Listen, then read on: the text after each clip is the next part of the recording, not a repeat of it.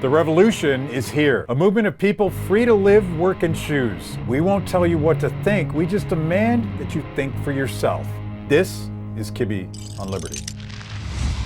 Okay, Jeremy, good to see you. It's great to be here with you. Yes, it's the noise in the background. I just realized is probably they're protesting about the Supreme Court nominee. That's right. They want her to be confirmed, and they also want D.C. to become a state where there are two issues. I heard walking by on the way here. Did it seem mostly nonviolent?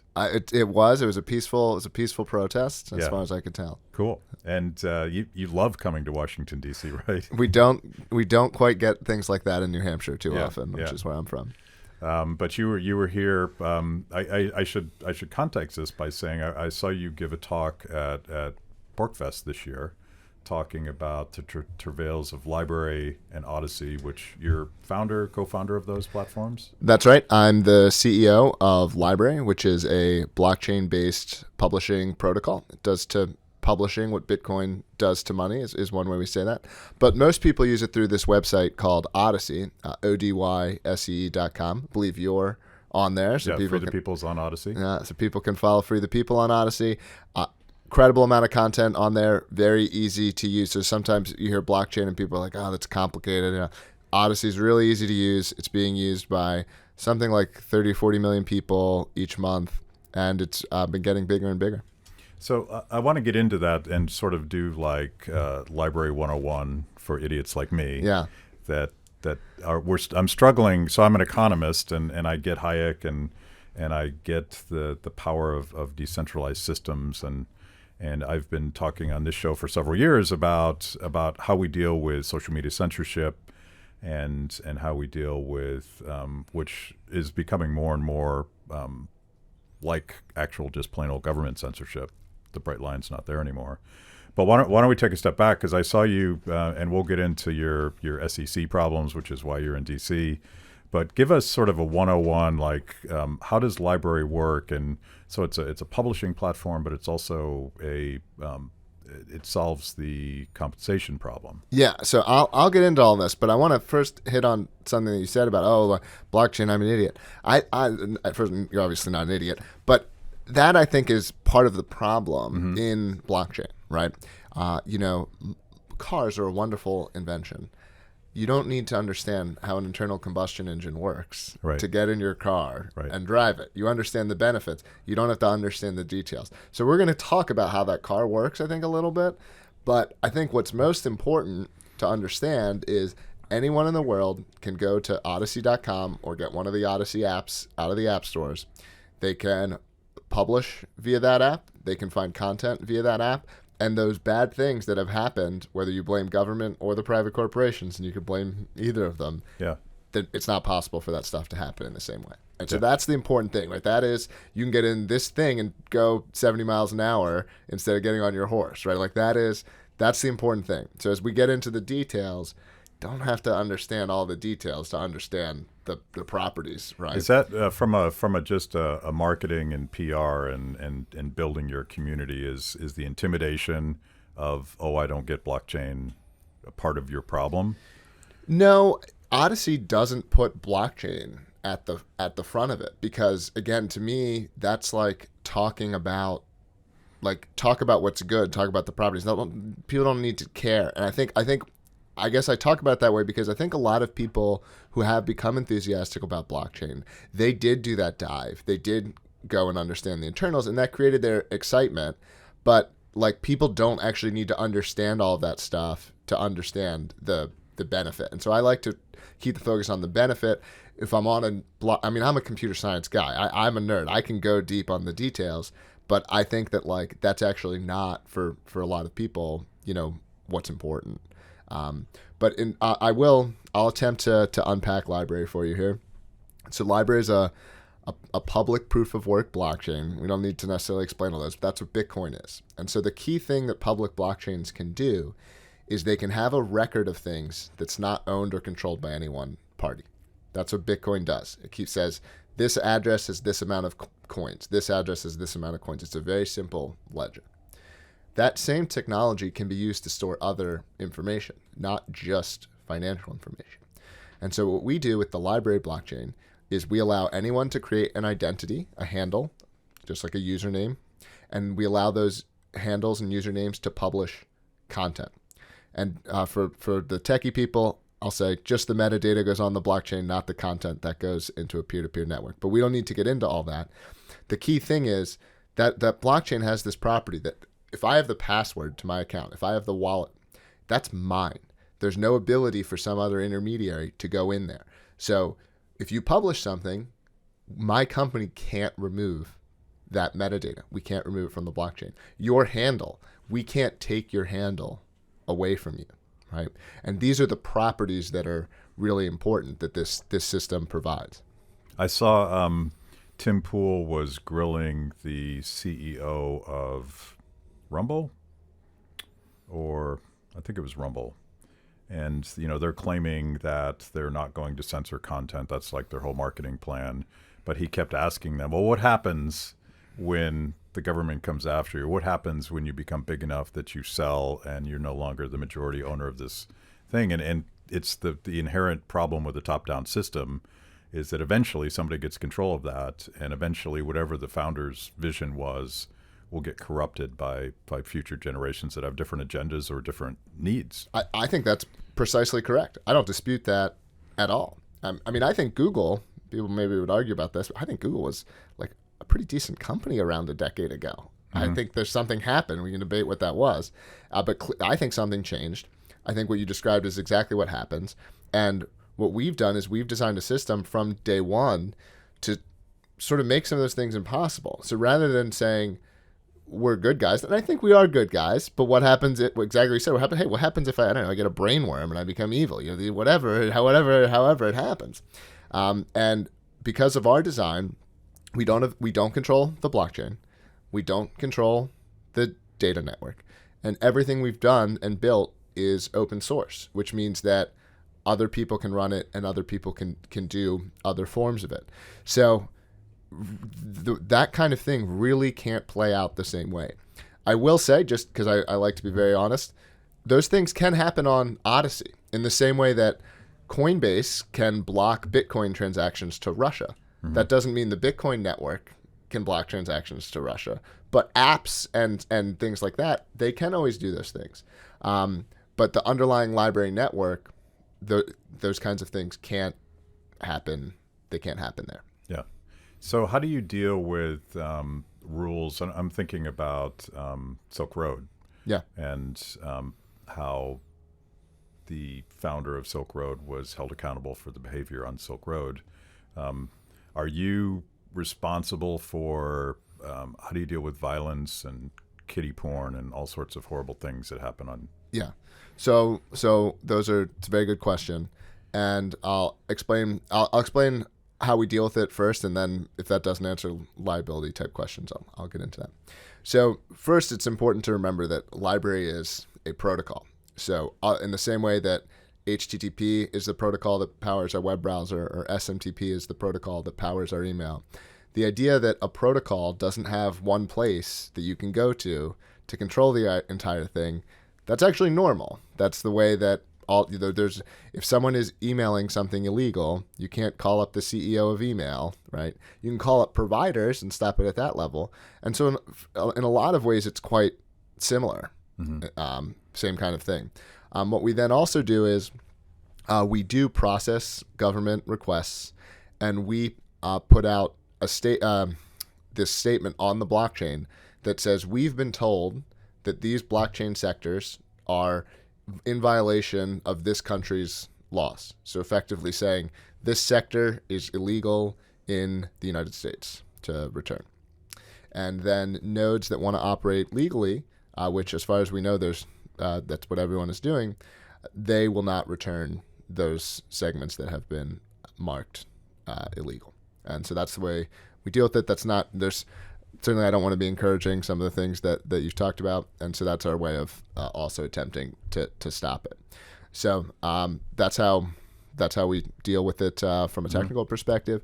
And then from a liability perspective, if our technology is being used to do something illegal, again, not really different from any other technology, not different from internet protocols, not different from someone who makes a knife, So our technology is designed to do good things. Can people do bad things with technology?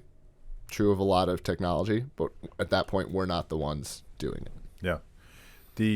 I've always thought about this, and again, I quote Hayek a lot on this show because I'm a fan. I'm the economics dork.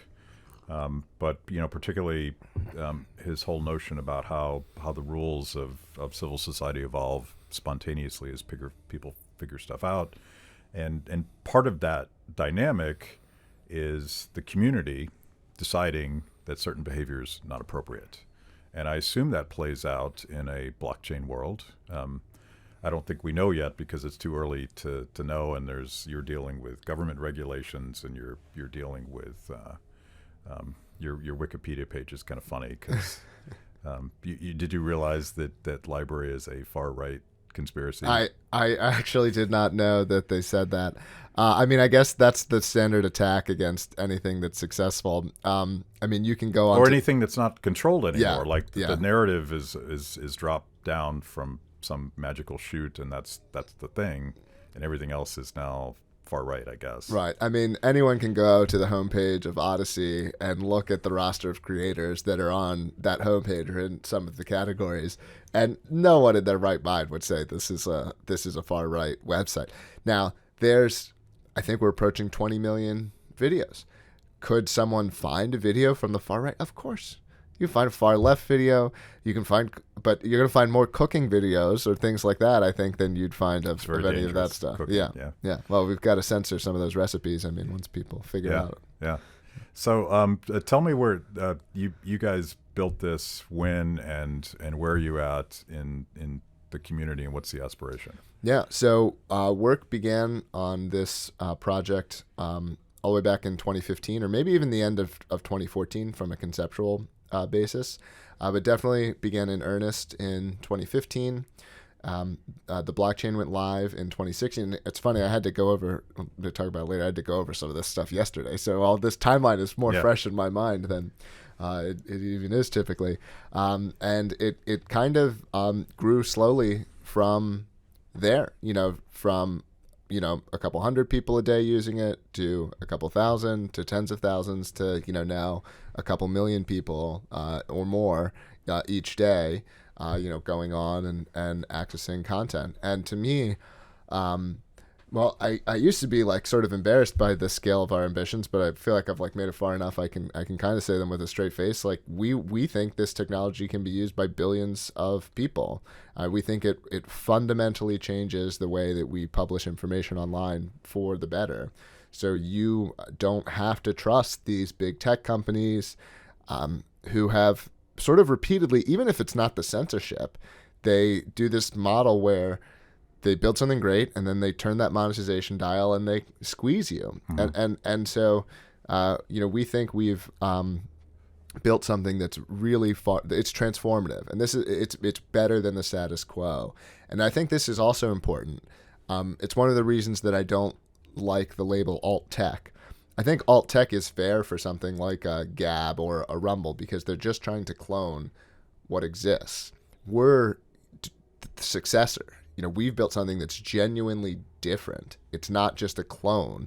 It's something that is better from the ground up in terms of how it does things. And it's one of the reasons I think that we'll win. And it probably, one of the problems that I have with alt tech sites is that you end up talking almost exclusively to conservative Trump supporters. Exactly. Because they all left because they were pissed that Trump got kicked off of Twitter, and I suppose he's been kicked off a bunch of things now. And it only sort of enhances that tribalism that has been created by big tech in the first place by censoring certain content. But I would imagine that a truly open platform isn't going to segregate that way because it's just a tool. That's right. And I think you're completely right that a lot of those sites are echo chambers. I'm not trying to disparage them, by the way, too hard. I think their intent, I support competition. I support CEOs that are more free speech than ones that are less, Yeah. But I think that what you said is exactly true. I don't think that's the case on on the LBRY network. It's not. I don't think that's the case of Odyssey users. I think you'll find a real diversity of content and among the user base. True diversity, ideological diversity. Yeah. Like market-based, free choice, voluntary association, all those crazy sorts of diversity. And including, most importantly, a lot of people who aren't political, right? That's, I think I'm pretty political, you're pretty political, and we're in political spaces, but the vast majority, I think, of Americans or worldwide, like, they're actually not political. Like I'm a fan of Mark Dyson. I watch his videos sometimes. He does those Man on the Street, and he's like, people who don't know who the vice president is, and it's stuff like this. And it's like a really good reminder that a lot of people are not plugged in, are not paying attention to politics. I always wax nostalgically of when I was in graduate school, because I may well not have known who the president was while I was in that intellectual bubble.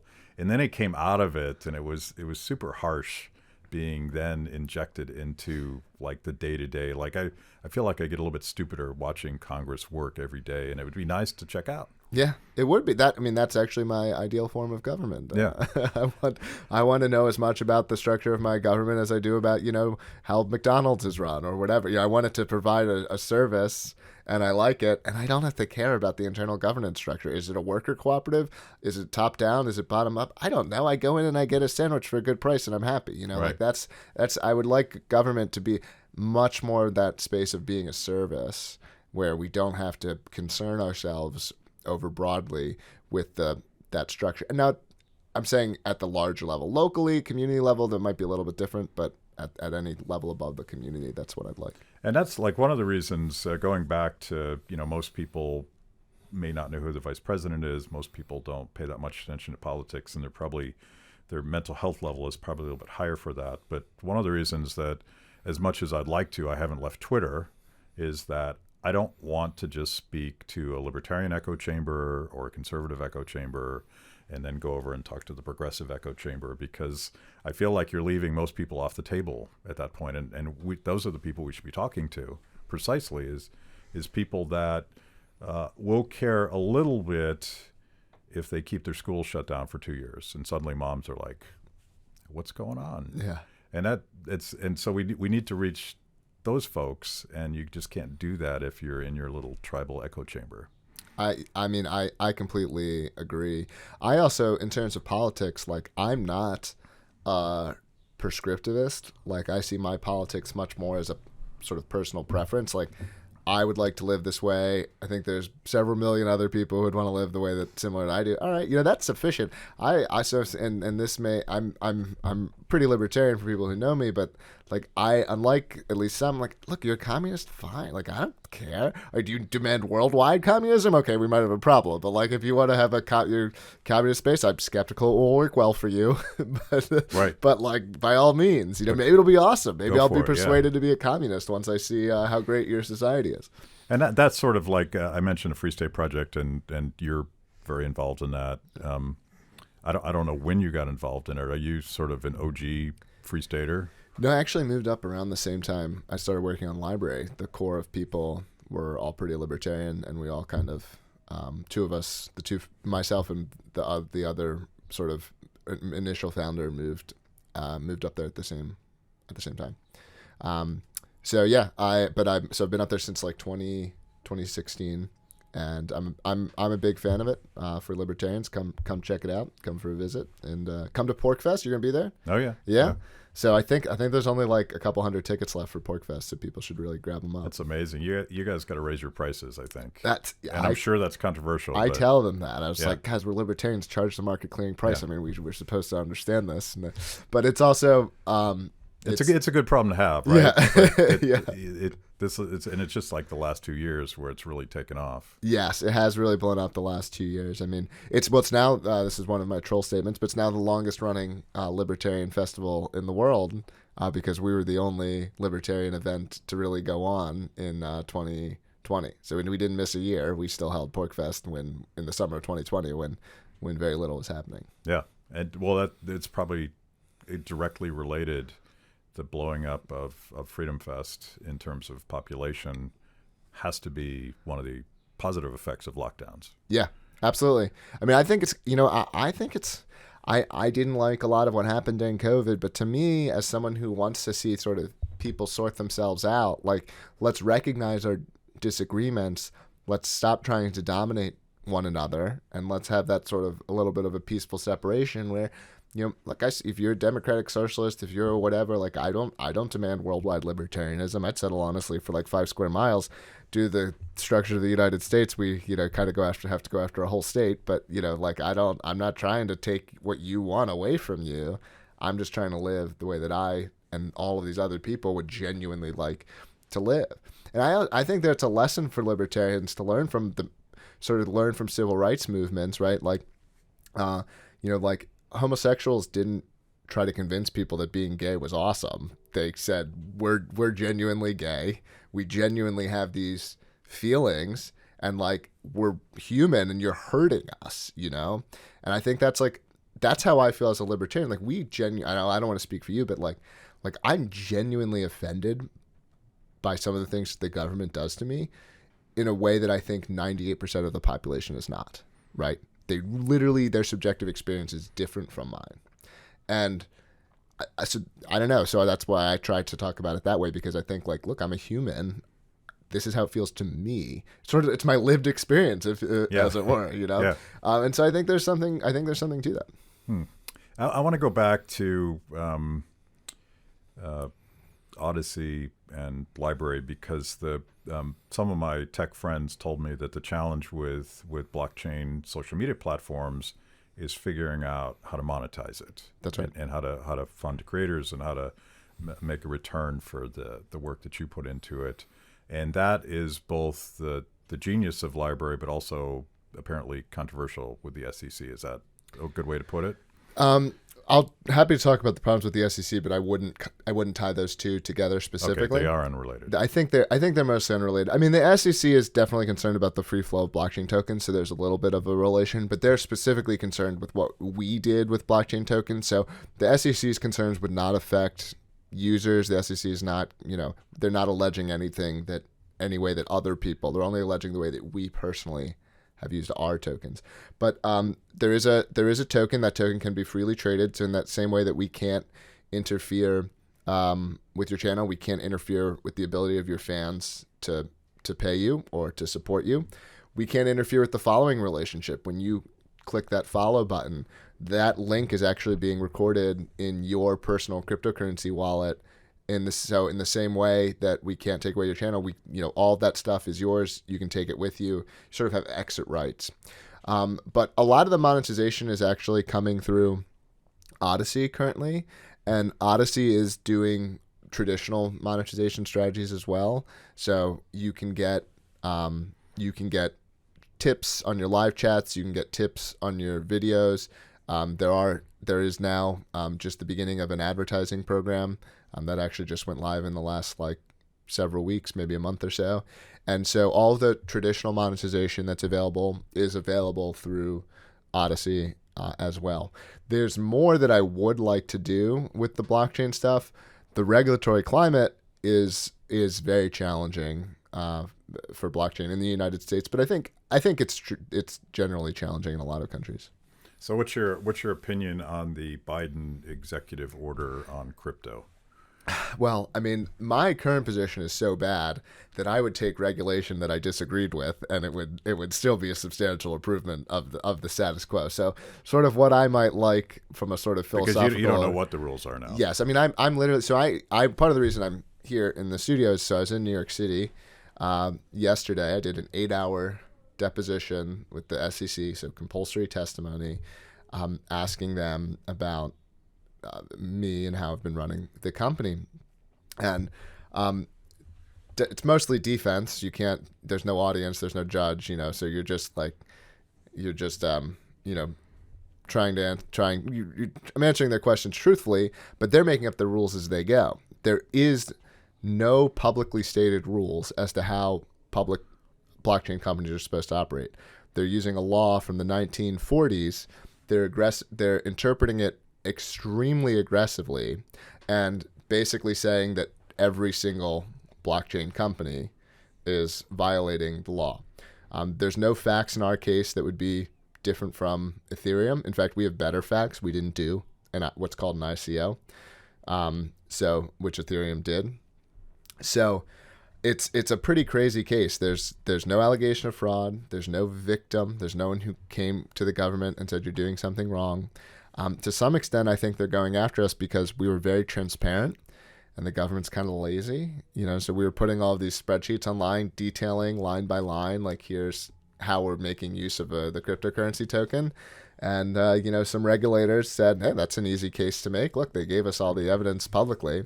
And so they go after companies like ours rather than, there are bad guys in the blockchain space. And they go after us instead of some of those because I think it's easier.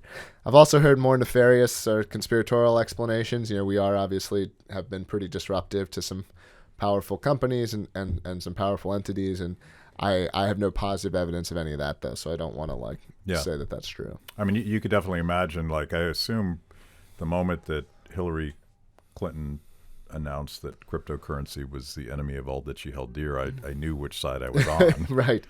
And I do think there's, the whole censorship thing itself, I think, is just an ongoing process of whack-a-mole where technology has liberated people. And our overlords, whether they be it's the collusion of big business and big government, they don't like it because they want to control it from the top down like they always did. And so even the SEC going after you strikes me as just a continuation of that game of whack-a-mole. And part of it is bureaucrats are going to regulate because that's what they're supposed to do. And there's lots of noise coming from the administration to say, this crypto thing, we got to get a handle on this. It's getting out of control. But it also might be, to be more conspiratorial, it might be that you solved the free speech problem. Yeah. And they apparently don't like free speech anymore.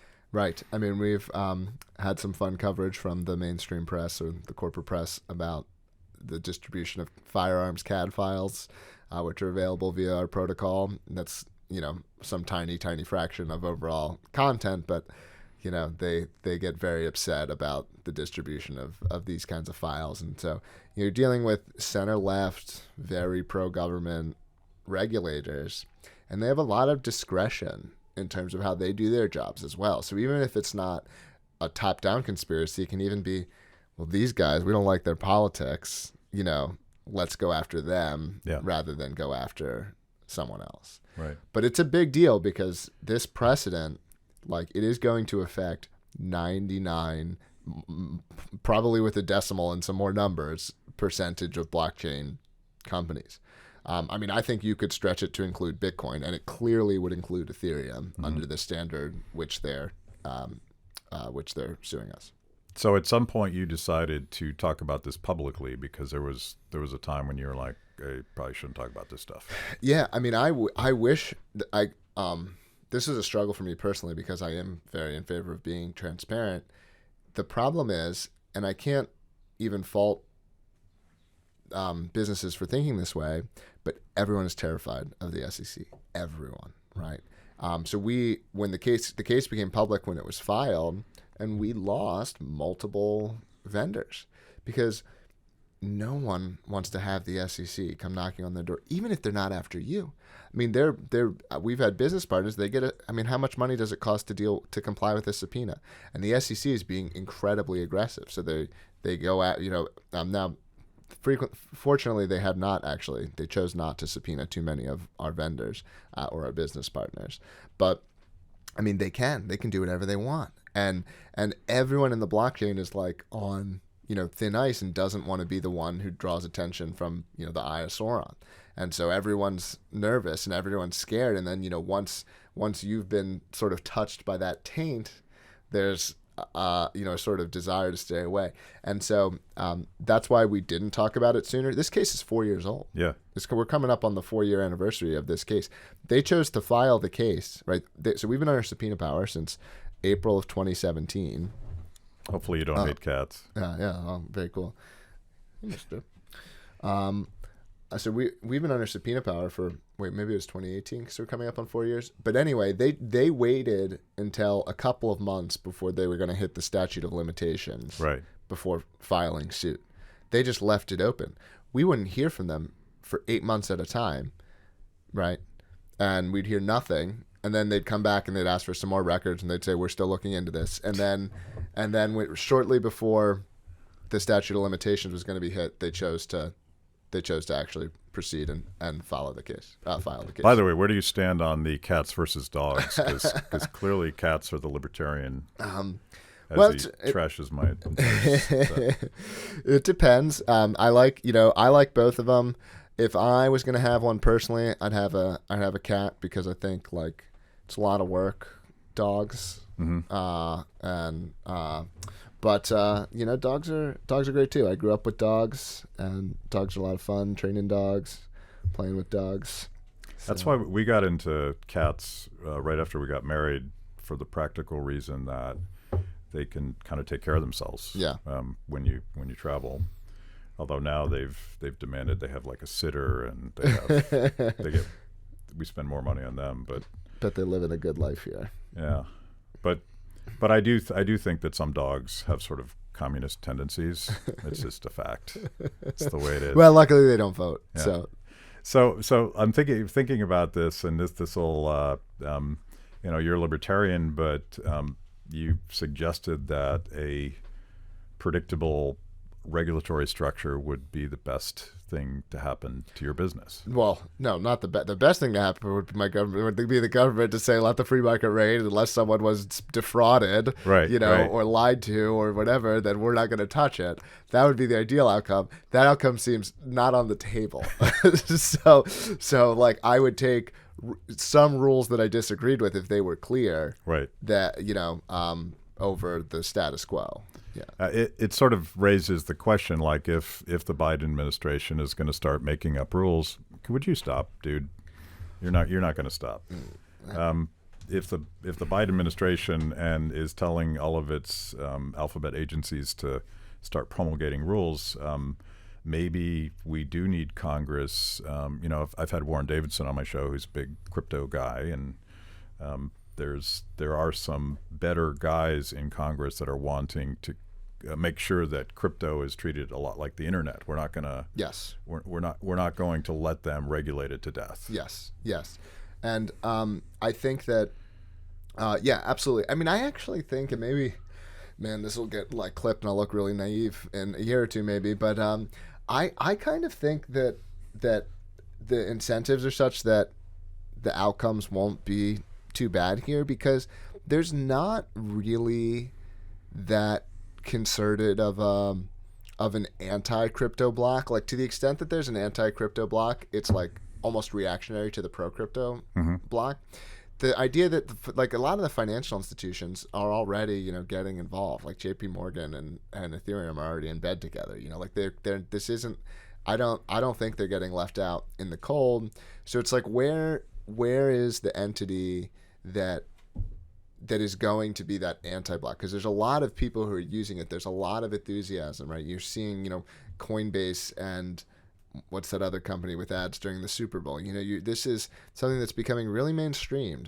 And so, like, there's going to be a lot of people who would be agitated if the government does something bad. And even if Bitcoin is a threat to the Federal Reserve, or cryptocurrency is a threat to the Federal Reserve, like the Federal Reserve actually, they can't mobilize and get on the other side of that issue via democracy, and so politicians are, in my opinion, like largely spineless narcissists, and so it's like, well, if a bunch of people support this, like they'll probably go along with it. So like I think that's a good way that crypto wins, is adoption spreads and the people support it, and where's even if it actually is threatening to the government, which I'm not sitting here saying necessarily, but maybe it's I think that democracy would still potentially support it anyway.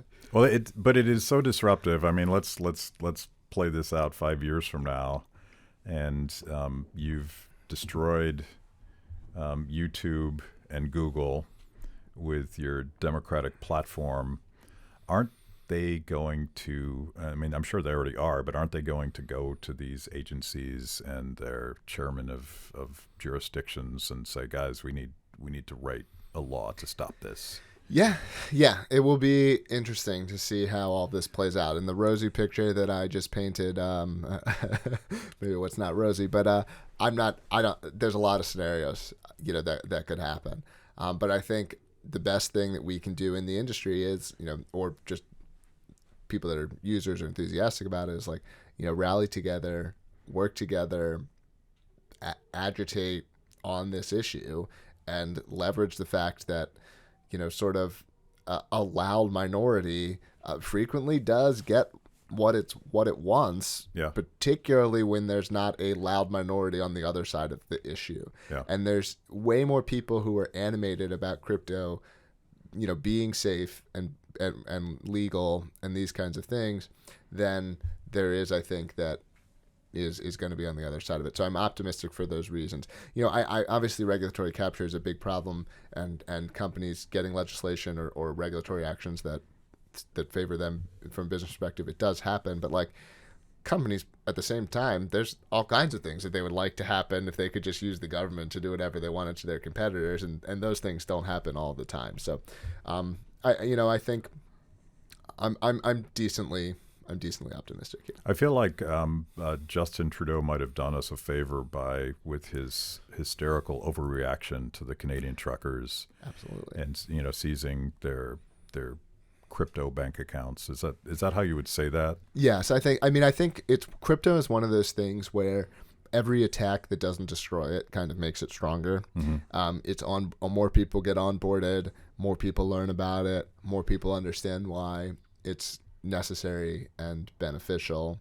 And so I think that all of these events, the deplatformings, the financial seizures, all of these things are things that expand adoption and expand usage. And that's what I'm so excited about. That's why I got into crypto. Like, I don't care about all the like ape NFTs and some of the casino like aspects, which I know a lot of people are into.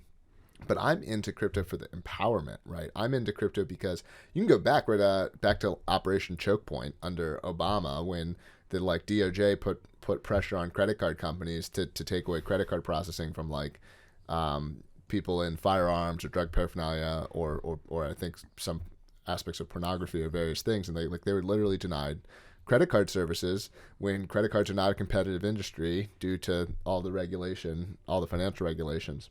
And so this idea of digital cash that's mine, that I choose whether I share it with someone else, and no one else has a say in that.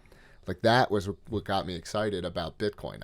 When I bought my first Bitcoin, I didn't think I was threatening the Federal Reserve. I didn't think I was going to make 1,000x or whatever. Like, I was excited about the fact that I now have this cash-like instrument that I can use online.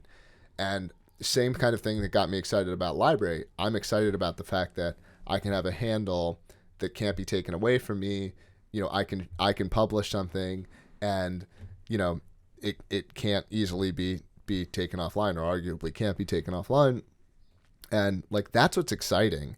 If it's not about like this casino type stuff for me. Right. I mean, it would be exciting if you had bought a bunch of coins at $1 a piece. You can't help but be excited. But like, look, if I made $500,000 off of Bitcoin, but it ended up being that through regulation, Bitcoin is unable to deliver on its promise, or due to technical failures, right? Like, I'm a fan of Bitcoin, but like, Bitcoin has not really succeeded as the peer-to-peer cash that it was promised to be. It still might, Lightning Network, etc. I'm not down on Bitcoin, but like, I honestly would rather not make the money and have real peer-to-peer cash. Yeah. Like that is what's exciting for me. So it sounds like you're an optimist, and I'm looking for optimists because particularly conservatives, but a lot of libertarians are so bent out of shape, almost apoplectic about the way that big tech is coming down on us, and I'm never at the front of the line to get taken down, because Free the People stuff is really intended to be for people who aren't libertarians, people who aren't conservatives, but I assume at some point they pull my plug too. And so like I started off 10 years ago being very romantic about the potential of radical democratization. You're still there. You think we're on track? I'm very optimistic about entrepreneurial solutions to tech censorship. Like the closest thing we have to free markets, or one of the closest things we have to free markets, is the internet. Like, yes, there's a huge incumbency bias, but large incumbents fail in business all of the time. I think part of what causes this frustration is people are like, I want them to fail now. And when you're in that day to day of something that realistically takes 10 years or longer at time, like when you are that huge incumbent, like they never fail spectacularly and rapidly. Yeah. Right. They fail slowly and slow, and then a little bit faster, and then a little bit faster, and then occasionally you have these like big switching moments where there's enough that you get that like actually beginning to be a rapid cascade. But I think that you have all kinds of new and different things being built even beyond what we're doing. And I'm very optimistic about the internet. I'm even optimistic about libertarianism, at least locally, due to residing in New Hampshire. I'd say I am a pessimist about any kind of national libertarian movement, but I support people trying. And I don't know, I guess I'm probably a little bit of an optimist generally. Like government sucks, but people are very creative and they come up with beautiful ideas and they're doing new and different and great things all of the time. And like, I feel like my life is getting better. I think my children will live in a better world than I lived in, so I'm at the end of the day, I think I'm an optimist. Yeah. Cool. Well, let's give people some practical information, how they find you, but also like, say you want to set up a channel on Odyssey. What do you do? Yeah. So number one thing to do if you're is to go to odysee.com, create an account. When you create an account, if you are on YouTube yourself, there's a tool that will bring all of your content over on an ongoing basis. So not just your back catalog. It'll keep working. Check that box when you set up your account. And after you create your account, you can create a channel. You should obviously go to Free the People, have that be the first channel you follow, but then follow dozens of other great channels. You'll find lots of creators that you know. You'll find creators that you're like, I used to like that guy 5 years ago. What happened to him? And the answer is he got buried by the YouTube algorithm because he wasn't authoritative enough or whatever YouTube doesn't like. And so that's the number one thing to do. That's more important than anything else. If you want to follow me personally, I'm on LBRY at my handle is KAUFFJ, and then I'm also active on Twitter under my full name, Jeremy Kauffman. Cool. I'm an optimist at least for a day until some shit happens that makes me sad again. Thanks for doing this. Thanks. Thanks for watching. If you enjoyed that show, make sure that you like and subscribe. Click the little bell so that you get notifications. And if you consume this via podcast, go wherever you want to go. We're everywhere. Kibbe on Liberty. The revolution starts now.